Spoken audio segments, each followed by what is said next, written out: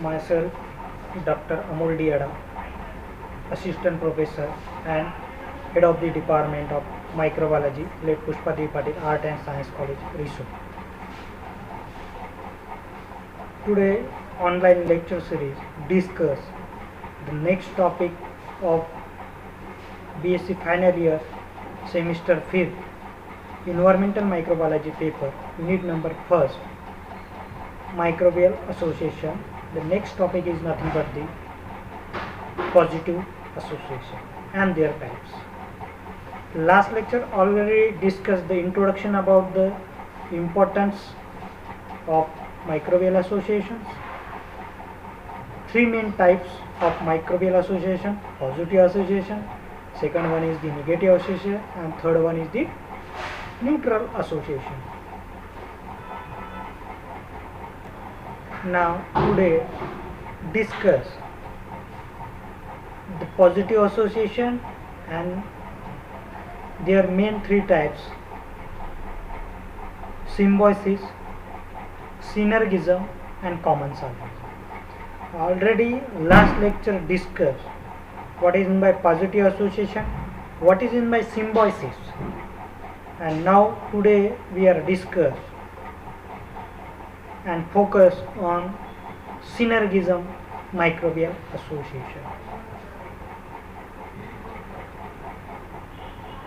What is meant by synergism association?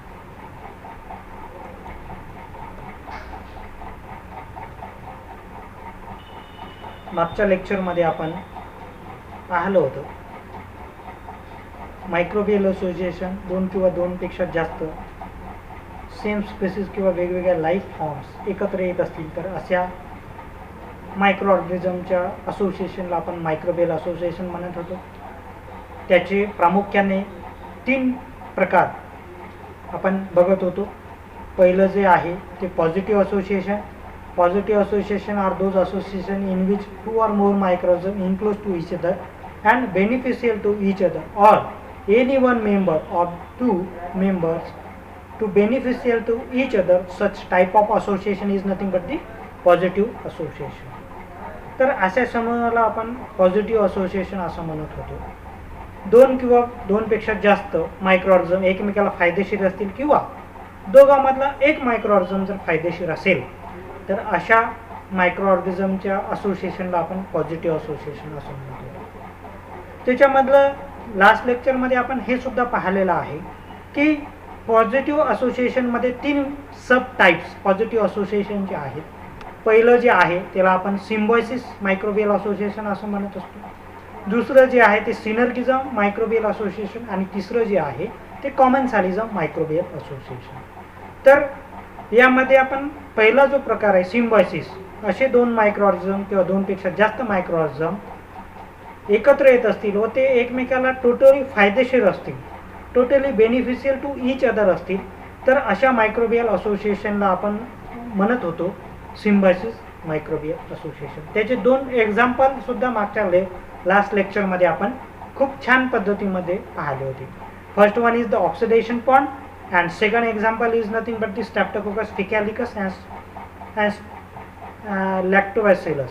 Okay, तर असे 2 उदाहरणं आपण त्याच्यामध्ये खूप छान पद्धतीमध्ये मागच्या लेक्चरमध्ये पाहिले होते. आता आज आपल्याला पाहायचं आहे सिनर्गिझम मायक्रोबियल असोसिएशन म्हणजे काय.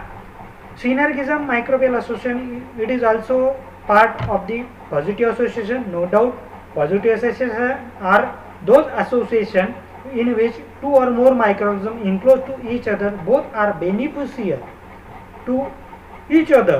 But in this synergism positive microbial association मध्ये आपल्याला सर्वात पहिल्यांदा बघायचं की सिनर्गिझम पॉझिटिव्ह मायक्रोबियल असोसिएशन म्हणजे काय. याची definition it is defined as the joint action of 2 organism on a chemical compound resulting in a chain that can not be achieved by either organism when cultivated separately. Okay, means जर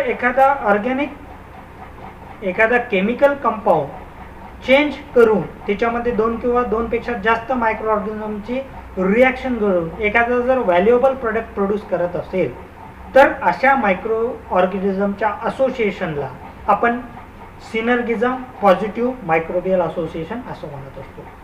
मग सिनर्गिझम positive microbial association की chemical कंपाऊंडमध्ये दोन किंवा दोनपेक्षा जास्त मायक्रोऑर्गॅनिझम एकत्र येतील आणि ते टोटली त्या केमिकल कंपाऊंडला व्हॅल्युएबल प्रोडक्टमध्ये जर कन्वर्ट करत असतील आणि with the help of two microorganism with the help of beneficial role of two or more microorganisms, such type of microorganism of associations is nothing but simply as a synergism positive microbial association. Industrial microbiology मध्ये सिनर्गिझम positive microbial असोसिएशनचे अनन्यसाधारण असं महत्त्व. जर दोन किंवा दोनपेक्षा जास्त मायक्रोऑर्गॅनिझम जर एकत्र आले नाही तर त्या केमिकल कंपाऊंडचं व्हॅल्युएबल प्रोडक्टमध्ये कन्व्हर्सेशन होणार नाही. आणि जर दोन किंवा दोनपेक्षा जास्त मायक्रोऑर्गॅनिझम एकत्र येत असतील, एकमेकाला फायदेशीर असतील किंवा दोघांमधला सुद्धा एक जर फायदेशीर असेल दुसऱ्याला आणि दुसऱ्या पहिल्याला जर हानिकारक नसेल तर अशा असोसिएशनला आपण काय म्हणत असतो? Positive association.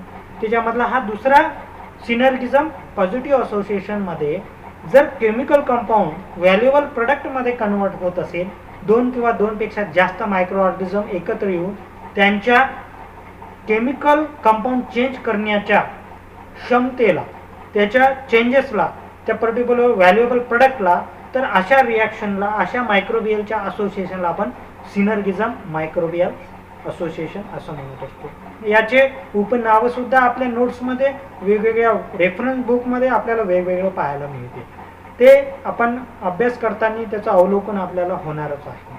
ओके, तर आता synergism it is defined as the joint action of two organism on a chemical compound resulting in a chain that can not be achieve either by organism when cultivated separately. जर दोन किंवा दोनपेक्षा जास्त beneficial मायक्रोऑर्गॅनिझम जे valuable प्रोडक्टमध्ये chemical compound change करत होते ते जर वेगवेगळे सेपरेटली कल्टिवेट केले तर हा व्हॅल्युएबल प्रोडक्ट प्रोड्यूस होणार नाही. आणि हा जर व्हॅल्युएबल प्रोडक्ट प्रोड्यूस झाला नाही तर इंडस्ट्रीमध्ये व्हॅल्युएबल प्रोडक्ट प्रोड्यूस होणार नाही आणि व्हॅल्युएबल प्रोडक्ट प्रोड्यूस नाही झाला तर आपल्याला ते नुकसान करायचं. मग नेचरमध्ये खूप सारे अशा प्रमाणात नॅचरल फॉर्ममध्ये सुद्धा आपल्याला वेगवेगळे मायक्रोऑर्गॅनिझमचे synergism, joint action of synergism, two or more microorganism तुम्हाला पाहायला मिळते. इंडस्ट्रियल लेवलवर सुद्धा काही प्रमाणामध्ये जर व्हॅल्युएबल प्रोडक्ट आपल्याला मिळवायचं असेल तर दोन मायक्रोऑर्गॅनिझम आपण एकत्र कल्टिवेट करतो आणि त्याच्यापासून व्हॅल्युएबल प्रोडक्ट आपण प्रोड्यूस करत असतो. मग तुमच्या लक्षात असं आलं असेल की इंडस्ट्रियल मायक्रोबायोलॉजीमध्ये इंडस्ट्रीमध्ये व्हॅल्युएबल प्रोडक्ट प्रोड्यूस करताना वेगवेगळ्या मायक्रोऑर्गॅनिझमच्या रिॲक्शन, त्याचे केमिकल कंपाऊंड, त्याचं केमिकल कन्व्हर्सेशन हे अतिशय महत्त्वाचं असते. मग दोन किंवा दोनपेक्षा जास्त मायक्रोऑर्गॅनिझम तेव्हा त्या एन्व्हायरमेंटमध्ये नसतील तर तो जो केमिकल कंपाऊंड आहे तो केमिकल कंपाऊंड व्हॅल्युएबल प्रोडक्टमध्ये प्रोड्यूस होत नाही. तर अशा जिथे जिथे रिॲक्शन होत असतील, असं असोसिएशन जिथे जिथे होत असेल त्याला आपण सिनर्गिझम पॉझिटिव्ह असोसिएशन असं म्हणत असतो. मग आता याची उदाहरणं कोणकोणती आहेत हे आपल्याला पाहावं लागते. पहिलं जे उदाहरण आहे सिनर्गिझम पॉझिटिव्ह मायक्रोबियल असोसिएशनचं ते म्हणजे कार्बोहायड्रेट फर्मेंटेशन. कार्बोहायड्रेट फर्मेंटेशन या प्रक्रियेमध्ये तुम्हाला आपण खूप साऱ्या युनिट टेस्ट करत असताना वेगवेगळ्या शुगरचं फर्मेंटेशन झालं का नाही, वेगवेगळ्या बॅक्टेरियाने शुगर फर्मेंट केली का नाही हे प्रॅक्टिकल पाहण्यासाठी एक आपण साधं युनिट टेस्टमधलं व्ही टेस्ट जी आहे ती आपण या व्ही टेस्ट या पद्धतीमध्ये करत असतो. वेगवेगळे शुगरचं फॉर्मेशन आहे आपल्याकडे जे लॅबोरेटरी कंडिशनमध्ये आपल्याकडे रेडीमेड फॉर्ममध्ये असते. फॉर एक्झाम्पल लॅक्टोज असेल, सुक्रोज असेल, मॅनिटॉल असेल, ह्या वेगवेगळ्या शुगर आपण टेस्ट ट्यूबमध्ये याचा ब्रॉथ कल्चर घेऊन आपण याच्यामध्ये वेगवेगळ्या प्रकारचे मायक्रोऑर्गॅनिझम आपण याच्यामध्ये ट्रान्सफर करत असतो. मग अशा वेळेस तुम्हाला असं लक्षात येईल की शुगर फर्मेंटेशन, कार्बोहायड्रेट फर्मेंटेशन कोणकोणते मायक्रोऑर्गॅनिझम करतात, कोणकोणत्या मायक्रोऑर्गॅनिझमची ॲबिलिटी आहे, कोणकोणत्या पर्टिक्युलर बॅक्टेरियाची ॲबिलिटी आहे की कार्बोहायड्रेट फर्मेंटेशन ते करू शकतात. हे आपण दोन प्रक्रियेने आपण त्याच्यामध्ये बघत असतो. प्रामुख्यानं जे ब्रॉथ आहे त्या ब्रॉथचा जर ब्रॉथचा जर कलर चेंज होत असेल तर त्याला आपण ॲसिड पॉझिटिव्ह असं म्हणत असतो. Green colour converted to the yellow after the inoculation of bacterial culture. For particular specific type of bacterial culture inoculate केल्यानंतर शुगरच्या ब्रॉथमध्ये जर ग्रीन कलर कन्वर्ट झाला येलोमध्ये तर ॲसिड प्रोड्यूस त्या बॅक्टेरियानं त्या पर्टिक्युलर ब्रॉथ कल्चरमध्ये प्रोड्यूस केला असं आपण म्हणत असतो. म्हणजेच कार्बोहायड्रेट फर्मेंटेशन झालेलं आहे. परंतु डुरान्स ट्यूब, त्या पर्टिक्युलर टेस्ट ट्यूबमध्ये डुरन्स ट्यूब असते.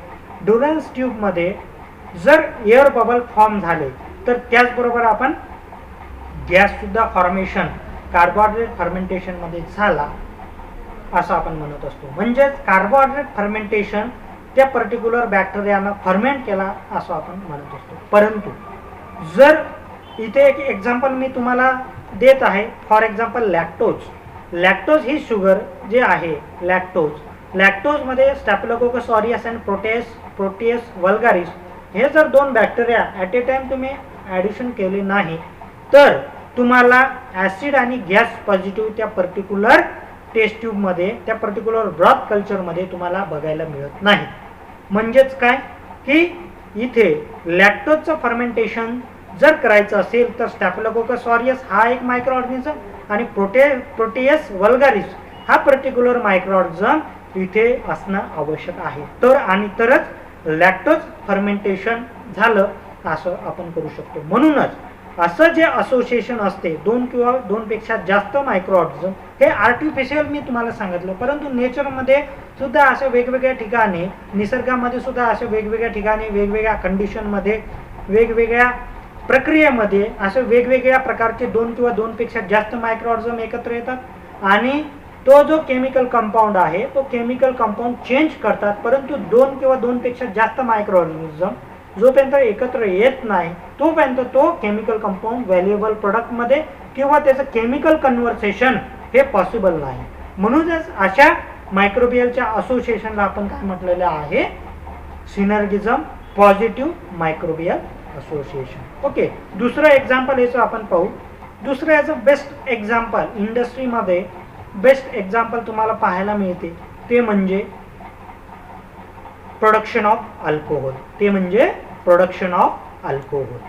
प्रोडक्शन ऑफ अल्कोहोलमध्ये तुम्हाला असं पाहायला मिळेल की अल्कोहोल प्रोडक्शन करताना स्टार्चचं conversation with the help of Mucor जेव्हा हायड्रोलाइज करते तेव्हा त्याचं कन्व्हर्सेशन शुगरमध्ये ग्लुकोजमध्ये आपण त्याचं कन्व्हर्सेशन सिम्पली करत असतो with the help of mucor micro organism. Okay, then sugar convert into the valuable product means simply as a alcohol with the help of yeast, for example Saccharomyces cerevisiae or any other types of microorganism. But though they all two microorganism present in here, without these two microorganism cannot possible for conversion of starch convert into the alcohol means starch chemical compound convert into the valuable product with the help of two different kinds of microorganisms. First one is the mucor and second one is the yeast. Without these microorganisms cannot possible for valuable products of alcohol fermentation or alcohol production.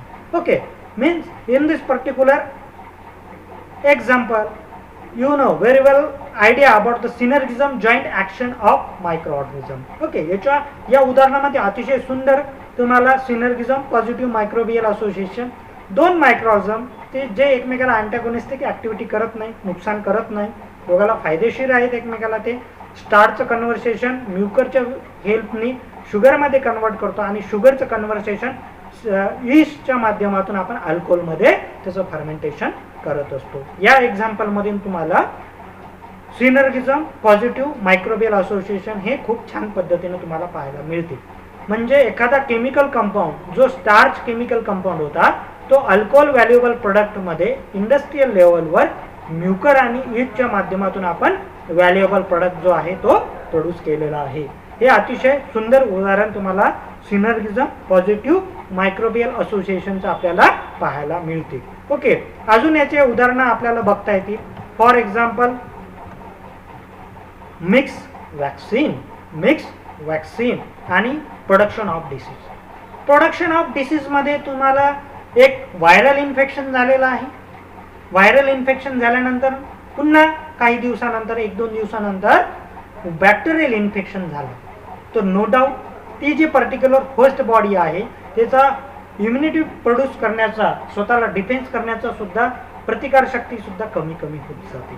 Okay, परंतु एक बॅक्टेरियाने एक virus जर बॉडीमध्ये enter केला नसता तर त्याची तीव्रता त्या डिसीजची वाढली असती का? नाही. हे सुद्धा एक एक्झाम्पल आहे तुमचं सिनर्गिझम पॉझिटिव्ह असोसिएशनचं. ओके, त्याच्यानंतर मिक्स वॅक्सिन इम्युनिटी प्रोड्यूस करण्यासाठी शरीरामध्ये मिक्स वॅक्सिन सुद्धा एक बेस्ट एक्झाम्पल इथं तुम्हाला पाहायला मिळते. Mix vaccine for example DPT and MMR, production of better immunity in the host body against the different kinds of viral infection and bacterial infection simply as a vaccination आपण करत असतो बॉडीमध्ये.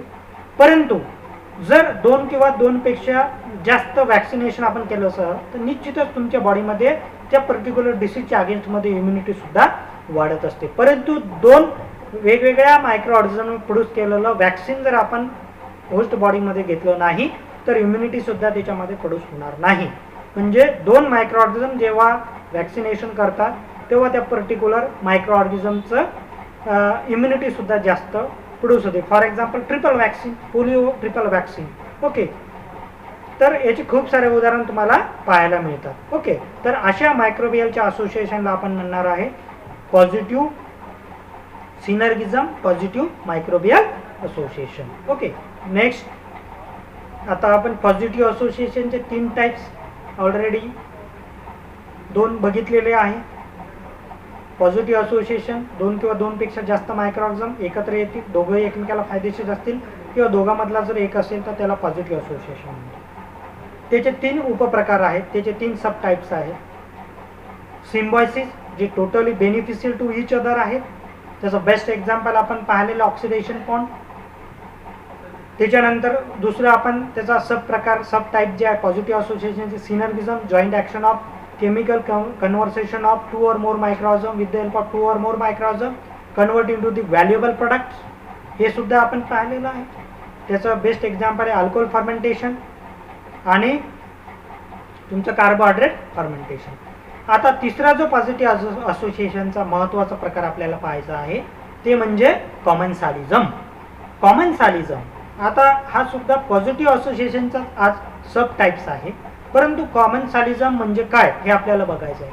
It is the type of association in which 2 organism live together, one of which is benefited while the other is neither benefited or not harmed. Such type of microbial association is nothing but simply as a commensalism.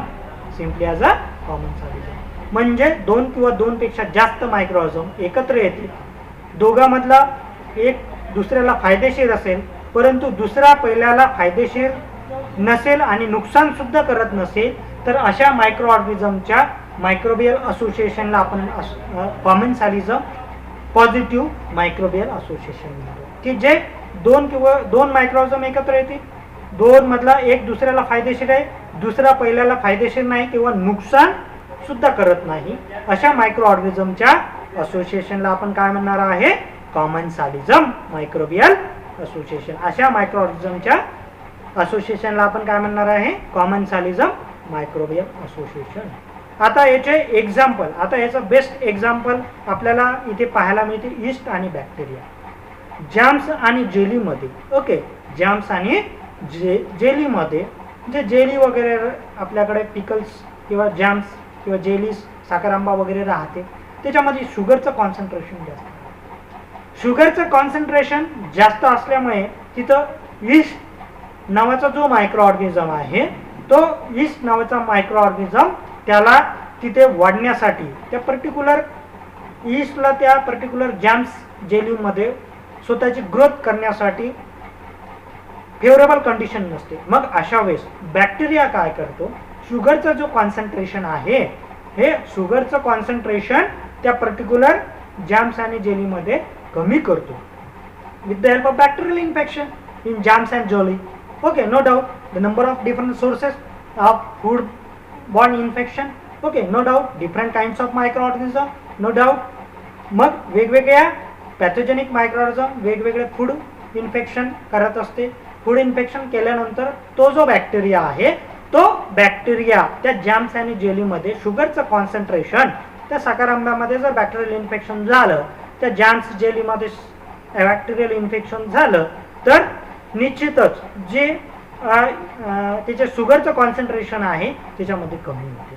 No doubt तो product खराब होणार, परंतु त्या प्रोडक्टमध्ये त्या jams and जेलीमध्ये bacteria बरोबरच शुगरचं concentration कमी झाल्यामुळे यीस्ट सुद्धा तिथे वाढण्यास प्रवृत्त होते. यीस्टला सुद्धा फेवरेबल कंडिशन तिथे तयार होते आणि यीस्ट सुद्धा बॅक्टेरिया एवढंच तिथे स्वतःची ग्रोथ त्या जॅम्स अँड जेलीमध्ये तो यीस्ट तिथे त्या जॅम्स अँड जेलीमध्ये वाढत असते. म्हणजेच काय, यीस्ट आणि बॅक्टेरिया हे दोन मायक्रो ऑर्गॅनिझम एकत्र आले.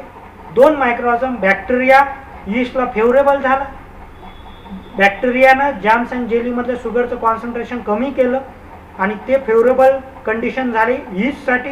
यीस्टने ते फेवरेबल कंडिशन घेऊन स्वतःची ग्रोथ त्या पर्टिक्युलर इन्व्हायरमेंटमध्ये त्या जॅम्स अँड जेलीच्या जारमध्ये स्वतःची ग्रोथ तिथे डेव्हलप केली. परंतु यीस्ट बॅक्टेरियाला हानिकारक नाही किंवा नुकसानकारक नाही, परंतु बॅक्टेरिया हा यीस्टला कसा झालेला आहे, फेवरेबल झालेला आहे. म्हणूनच आपण डेफिनेशनमध्ये म्हटलं होतं की commensalism positive association are those association in which two or microorganism in close to each other, both partner, one is beneficial to other and another not beneficial or not harmful to first one. Such type of microbial association is nothing but the commensalism. Okay, म्हणजेच जारमध्ये त्या साखर आंब्यामध्ये, त्या साखर आंब्याच्या जारमध्ये बॅक्टेरियाने infection करून शुगरचं concentration त्या जॅम्समध्ये जेलीमध्ये जास्त असते, त्याचं कॉन्सन्ट्रेशन कमी केलं. कॉन्सन्ट्रेशन कमी केल्यामुळे यीस्टला ते फेवरेबल झालं आणि यीस्टला फेवरेबल झाल्यामुळे तिथे यीस्टची ग्रोथ झाली त्या पर्टिक्युलर जॅम्स अँड जेलीच्या जारमध्ये. Okay, no doubt bacteria not any type of beneficial और harmful role from yeast, but yeast beneficial role from bacteria. Okay, बॅक्टेरियामुळे यीस्टची ग्रोथ झाली, परंतु यीस्ट वाढल्यामुळे बॅक्टेरियाला काही फरक पडत नाही, बॅक्टेरियाला कोणतेही हानिकारक नाही किंवा फायदेशीर नाही. असं जे असोसिएशन असते त्याला आपण सिम्पली ॲज काय म्हणतो, कॉमन्सॅलिझम पॉझिटिव्ह मायक्रोबियल असोसिएशन. याचं अजून एक एक्झाम्पल आपल्याला बेस्ट एक्झाम्पल बघता येईल, ते म्हणजे staphylococcus aureus and Haemophilus influenza. बघा, एका पेट्री प्लेटमध्ये स्टॅफिलोकोकस ऑरियस आणि हिमोफिलस इन्फ्लुएंझा हे दोन वेगवेगळ्या प्रकारचे मायक्रोऑर्गॅनिझम आपण इनॉक्युलेट केले, बेसिक न्यूट्रिशन. मग हिमोफिलस इन्फ्लुएंझाला सर्वाईव्ह राहण्यासाठी त्याला एक specific type of growth factor, specific selective nutrition त्याला जगण्यासाठी पाहिजे. त्यालाच आपण नाव दिलेलं आहे व्ही फॅक्टर. इथे तुम्हाला दिसत असेल V factor. Okay, V factor, जर व्ही फॅक्टर त्या हिमोफिलस इन्फ्लुएंझाला या पेट्री प्लेटच्या न्यूट्रिशनमध्ये मिळालं नाही तर हिमोफिलस इन्फ्लुएंझाची ग्रोथ होणार नाही. मग staphylococcus aureus V factor produce करतो पेट्री प्लेटमध्ये आणि हिमोफिलस इन्फ्लुएंझा हे व्ही फॅक्टर युटिलाइज करते आणि स्वतःची ग्रोथ सुद्धा या पेट्री प्लेटवर तिथे, म्हणजे त्या नेचरमध्ये, त्या कंडिशनमध्ये, त्या इन्व्हायरमेंटमध्ये, त्या पर्टिक्युलर प्लेसमध्ये, त्या पर्टिक्युलर ठिकाणी हिमोफिलस इन्फ्लुएंझा एस ऑरियसने प्रोड्यूस केलेलं व्ही फॅक्टर, की जे त्याच्या महत्त्वाचं नाही आहे, परंतु ते व्ही फॅक्टर हिमोफिलस इन्फ्लुएंझाच्या फायद्याचं आहे. हिमोफिलस इन्फ्लुएंझा ते व्ही फॅक्टर कंजप्शन करते आणि एस ऑरियसला ते फायदेशीर हिमोफिलस इन्फ्लुएंझाची तिथे ग्रोथ होते त्या पर्टिक्युलर पेट्री प्लेटमध्ये, त्या पर्टिक्युलर इन्व्हायरमेंटमध्ये, परंतु तिथे कोणत्याही प्रकारचा फायदा किंवा नुकसान एस ऑरियस या पर्टिक्युलर बॅक्टेरियल स्पेसिसला होत नाही.